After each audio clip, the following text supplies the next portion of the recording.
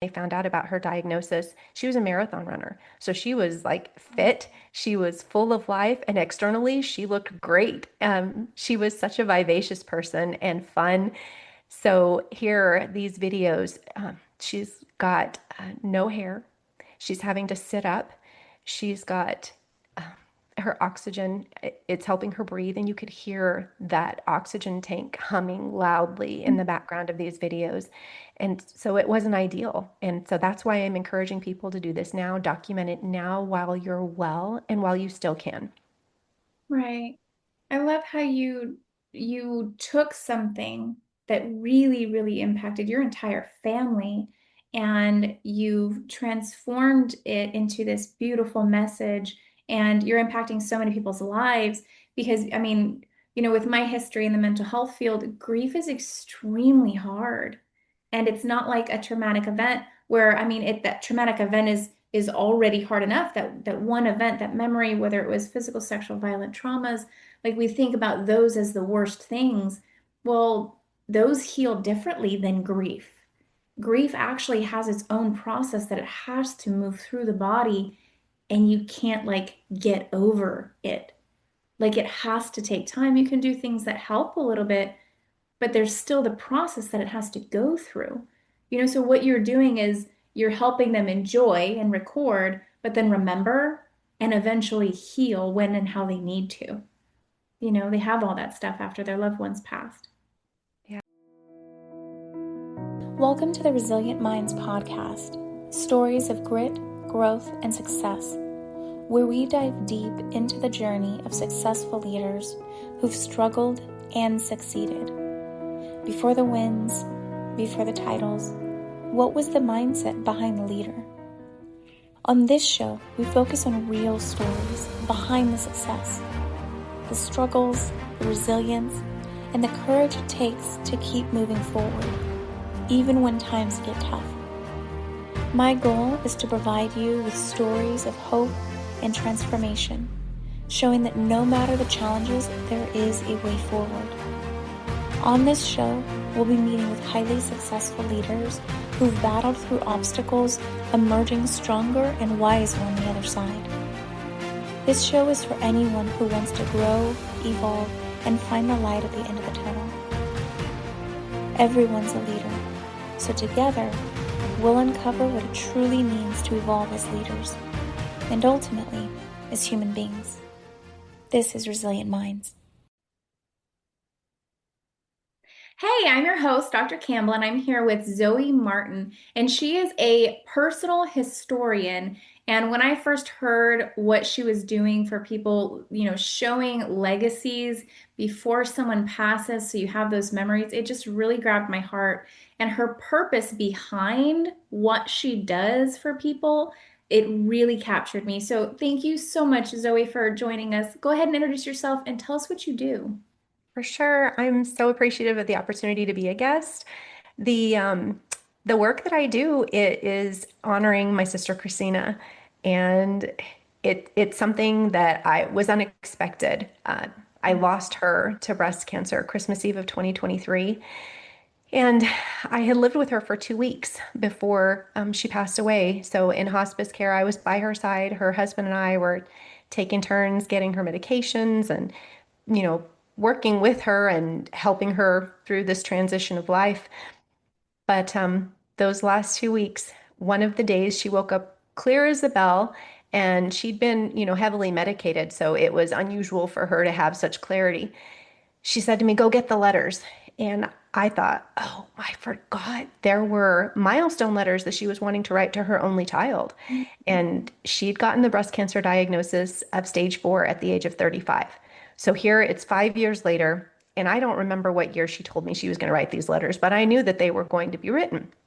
So here she just recently moved into a new house and hadn't had the chance to unpack everything, but she knew exactly where those letters were. So I went, got them, sat down beside her, opened them up, and then I immediately just was heartbroken because there were 12 envelopes and there were 12 letters inside the envelopes. They were custom stationery that our sister Cecilia had made for this, but no, there was no writing. She hadn't written a single one. And my heart broke because here at this stage in her life, her muscles were so weak that she wasn't able to hold her own cup. And I had to hold her cup and put her straw in her mouth for her. And in this jumble, all of a sudden, oh no, here she's asked me to get the letters. I have them in my hand. They're not written in. What am I supposed to do? Moment, I'm grabbing pens and then processing, wait, she can't write. And so what am I supposed to do? I got out my phone and I said, here's what we're going to do, sweetheart. I'm going to record you say what you want to say, and then we'll worry about getting it to the paper later. In that moment, I was able to record one video clearly, and it was a struggle for her to even keep her eyes open. And the second video, she pretty much was falling asleep while she was trying to say what she wanted to say, and she fell asleep. We recorded a third one not long after when she woke up again, but it was really just a jumbled thought process, and I'm sure it's not what she intended to say. And that really it hurt my heart so much knowing that these were the last messages that my niece was going to get from her mom. And so the celebration of life happened, and I hadn't told my niece anything yet. But that night, I went and I laid down on the bed beside her and I said, your mom was going to write some letters for you. And she had your Aunt Cecilia create this custom stationery. And I gave her the envelopes. And I said, she didn't get the chance to write them, but I have these videos for you. And I started to play them. The dog was at the foot of the bed. And as soon as the dog heard my sister's voice, she just flinched, like, where is Christina? And then my niece and I just broke down because we understood the importance. It was more than just her voice and her message, it was everything. And in that moment, my heart just wanted to be able to do this for other people now and have them not wait for an end of life diagnosis or until they're in hospice when this is, thoughts aren't clear, they could be medicated, maybe they don't look like they once did. My poor sister was very frail. At the age of 35, when they found out about her diagnosis, she was a marathon runner. So she was like fit, she was full of life, and externally, she looked great. She was such a vivacious person and fun. So here are these videos. She's got no hair. She's having to sit up. She's got her oxygen, it's helping her breathe, and you could hear that oxygen tank humming loudly in the background of these videos. And so it wasn't ideal. And so that's why I'm encouraging people to do this now, document it now while you're well and while you still can. Right. I love how you took something that really, really impacted your entire family and you've transformed it into this beautiful message and you're impacting so many people's lives because I mean, with my history in the mental health field, grief is extremely hard. And it's not like a traumatic event where I mean that traumatic event is already hard enough that one event, that memory, whether it was physical, sexual, violent traumas, like we think about those as the worst things. Well, those heal differently than grief. Grief actually has its own process that it has to move through the body, and you can't like get over it. Like it has to take time. You can do things that help a little bit, but there's still the process that it has to go through. So what you're doing is you're helping them enjoy and record, but then remember and eventually heal when and how they need to. They have all that stuff after their loved ones passed. Yeah. Whenever you're working with, well, first, how do you find these individuals? There's a variety of ways that people learn about this option. I think we're afraid of our own mortality. Like we don't want to talk about it because Right. that's years down the road, right? And that isn't always true. As a matter of fact, I am a volunteer for an organization called Now I Lay Me Down to Sleep, and we photograph babies that aren't going home with their families. So it's remembrance photography. So your life, your expiration date is unknown. And right now, I'm trying to get the message to be really clear that this is something that you need to do now. And then if we do it again, maybe a milestone next year, or again in 5 years or 10 years, any age, anyone can do this. If they have the ability to speak, they can tell their story, right? Right. And I think it's really neat to consider, children's perspectives are very different than adults because we've lived life and we've experienced things that children haven't.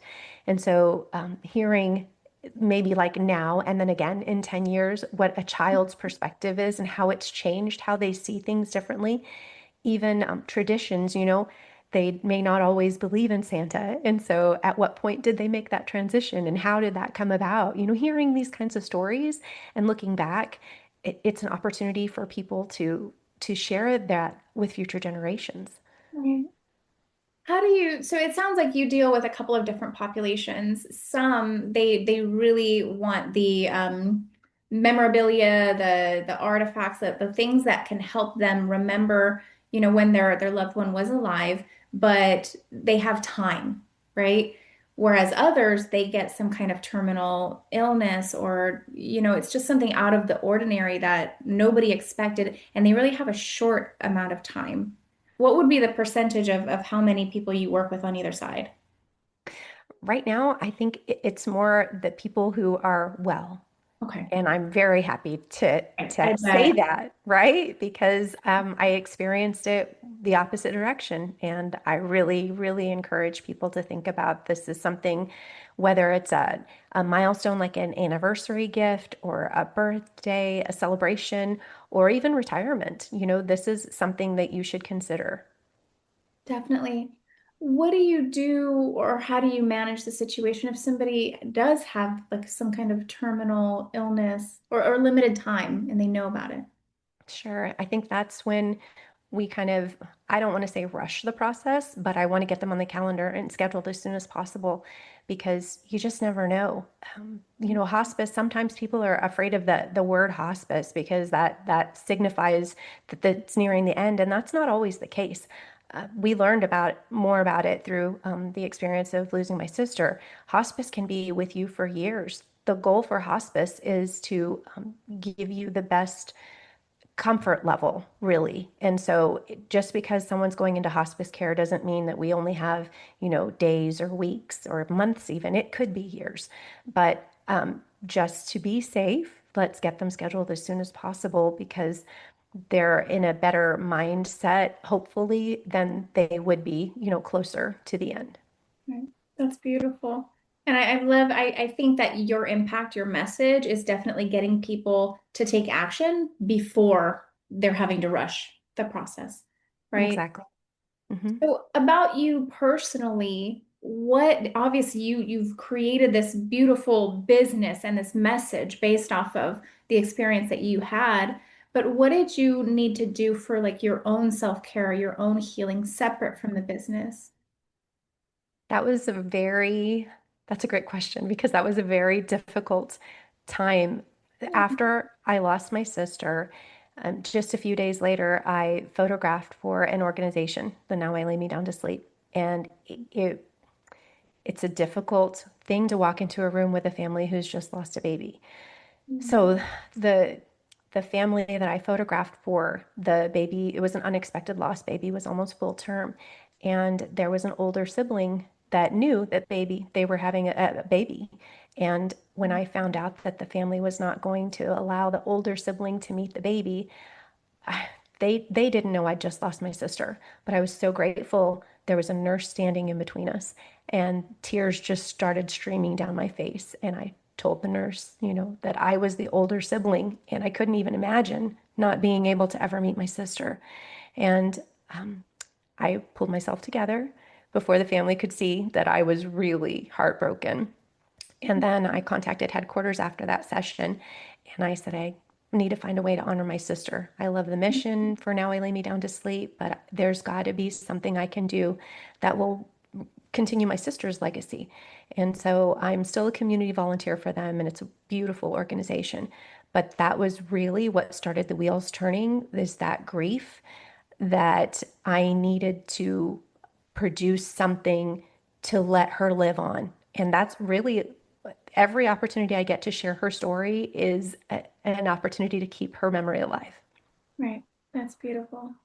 Do you feel like, and this is obviously from your personal perspective, you see so many people and they are planning for eventually losing their loved one. But from your perspective, do you feel like it maybe lessens the grief because they're going through this process maybe even years before? It's kind of like prepping for it and having this healing before it's actually happened. What do you I think? think it's a really comforting experience because you know that if something were to happen tomorrow, you've already got some of the information that you may not have if we didn't do this. And I think people need to really consider that this isn't selfish. And maybe I think some of us are very critical about the way we look. And so we don't want to be on We're all camera. critical. We're all- So if you don't look at it that way, I mean, people see us every day, right? And our family knows us even better. And so the way that you look or what you're wearing or the location you're at is not as important as that it's you. And and I really want to discourage people from thinking I'll do this when I get new haircut, I get a new wardrobe, I lose 15 pounds, whatever excuses are in the way, this is you now, and we can record you again later. Right. So what does it look like when you do work with a family, the whole process? It's pretty involved. We start with a phone call because I want to know, there's different opportunities that you have with me because I want to be able to document your story for you however many ways that you'd like. So one of the ways would be through portraits, and that is very exciting for me. I love to be able to meet not just the person that's contacted me, but the entire family. Yeah. So multi-generational portraits is always fun, especially like recently I had a 100-year-old Mima who came in for their 4 generation portrait. And so we've got this 100-year-old Mima and this little guy who's not even 2 yet. And he was getting a little fussy. And so Mima is sitting here going, boo, Hmm. boo, right? And so that in itself was a memory. And I just think it's so precious, right? Peekaboo, absolutely. Yeah. So we'll find out, is this a multi-generational portrait? Yes. Okay, great. Then let's talk about, location. Is this going to be done in your home? Is this something we're going to do at the studio? Do you have a lake house or a vacation home? Where are we going to do this? Is it going to be indoors? Is it going to be outdoors? So that is one of the questions. But then also part of the experience, because again, we're really self-conscious, is I provide professional hair and makeup artists. And so that's part of it. And it helps people relax, and it's a little pampering. Who doesn't love that? So that's part of the experience. I also offer to do an in-home wardrobe consultation because wherever this portrait is going to be installed, it needs to match the aesthetic of your home. So when it comes to your attire, it's important that the clothing that you're wearing is going to work well with the design of the space where it's going to hang. So then, same thing, I want to make sure that the framing that we choose is going to work with the design of your home. And then the actual day of the session, it's a blast because I have an assistant there. We've got music in the background. I'm interacting with everyone. And for example, this 4 generation family, there were different sets. So we had the young family, and then we had the other couples, and then the Mima by herself. And so we photographed all of them individually. We photographed them all together. And the framed portrait is, the one that was intended to be was the 4 generation portrait. So that's one opportunity. They had actually contacted me because they wanted me to photograph her birthday that was coming up. So she was 99 at the time we did the 4 generation portrait session. And then about a month later, I went to her home and I did a interview with her to hear her life story. So we put that interview together, and with that interview, we combined pictures from the portrait session that we had done, the 4 generations, and then photos from her life. So we had a slideshow created for the birthday celebration, and I also photographed the event. So it kind of depends on what families are wanting and how involved it is. Ideally, I'd like to talk to everyone so that I can find out, how old are your children? Do you mind me asking? Yeah, no, not at all. So I have two, they're both 22 years old, both girls, and then I have two teenage boys, 15 and 13. Oh man, that's a big age range, but you look great for your age. I mean, for having a 22-year-old, wow. Well, they're adopted and stepdaughter, the older ones, but thank you. 15 and 13 is still a great thing. So you had routines with the kids when they were younger, right? There was the bedtime routine and there was maybe the Saturday morning routine.